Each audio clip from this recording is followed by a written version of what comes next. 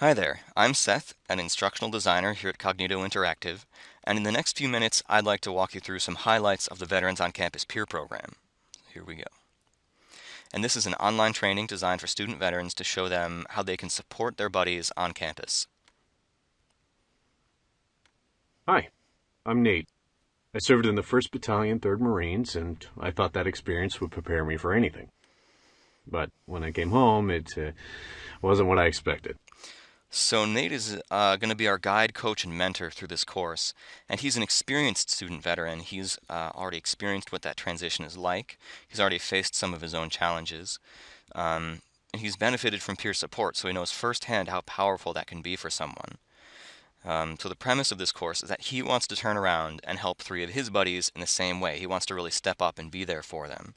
So throughout the course, there are three of his buddies, so Chris, Alicia, and Hector, and for each of them, we're going to practice identifying signs that it's time to talk to them, approaching them to bring it up, talk it out, find out what's going on, and if necessary, we're going to practice referring them to an appropriate resource that can help them. And the bulk of the learning in this course happens in virtual roleplay conversations. So you spend about 75 or 80% of the course actually in conversations, talking with these buddies and practicing those skills, getting comfortable with that. And to give you a peek at what that's like, I want to show you the Hector scenario. So Hector's a good buddy of Nate's, and he's actually active duty Air Force.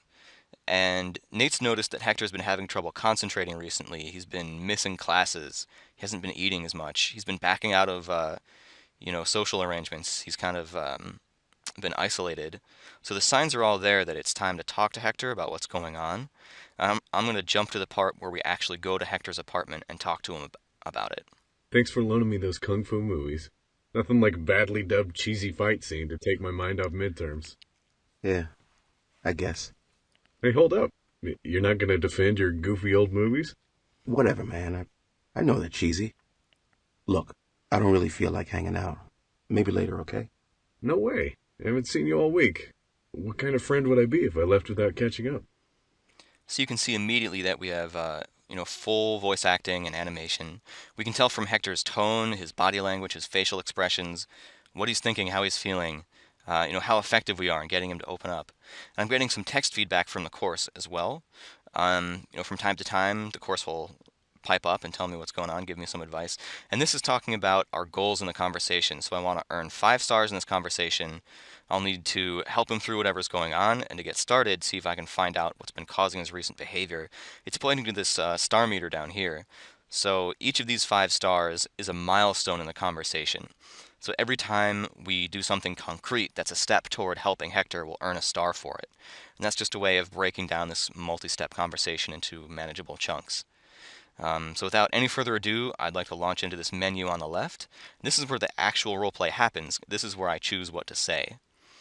So I have these tactics here that are kind of broad categories, and within each, there are options for what I could say. So I could cut to the chase by saying, hey, something's up. I could get some information by saying what's new with you.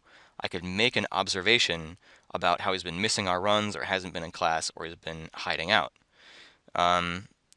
I'm going to start off pretty general and ask what's new. So, man, what's new with you? Nothing. Nothing? Yep. Been pretty quiet around here. Okay, so that really wasn't effective. He didn't open up at all. But we did get this thought bubble, which we can click to hear what Hector is thinking right now. Just go already.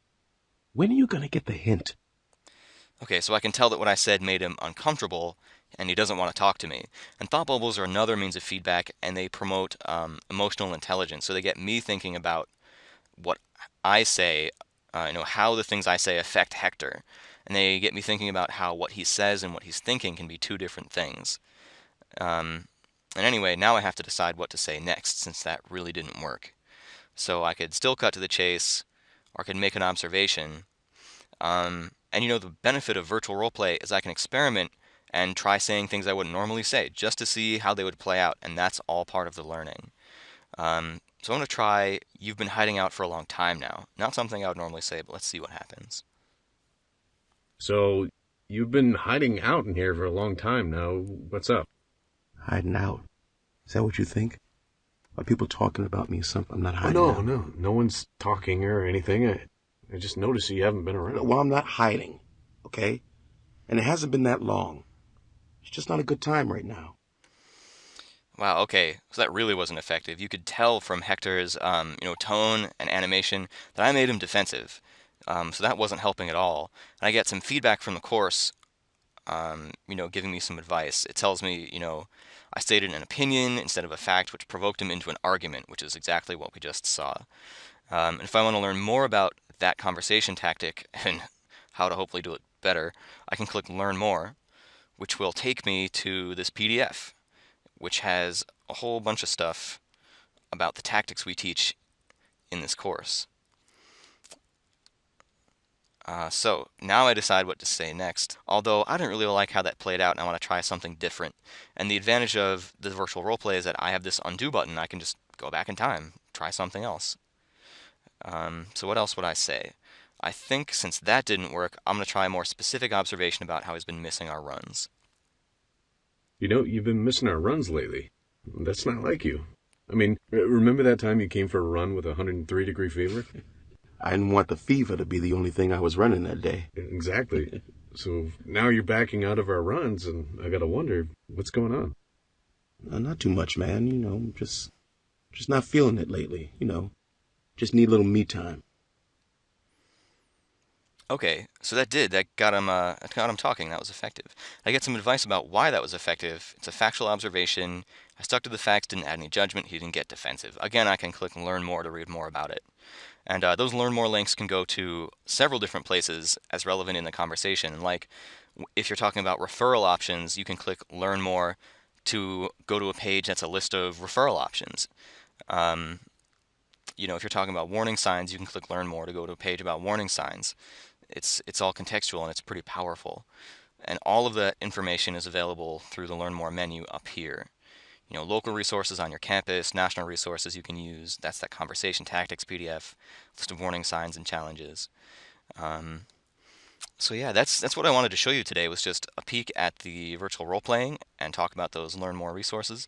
And one more thing I'm going to say before I go is that this course comes with pre, post, and follow-up surveys, so you can track usage and measure results on your campus, which is pretty cool. Anyway, hope you enjoyed watching. If you have any questions, just drop us a line at info@kognito.com.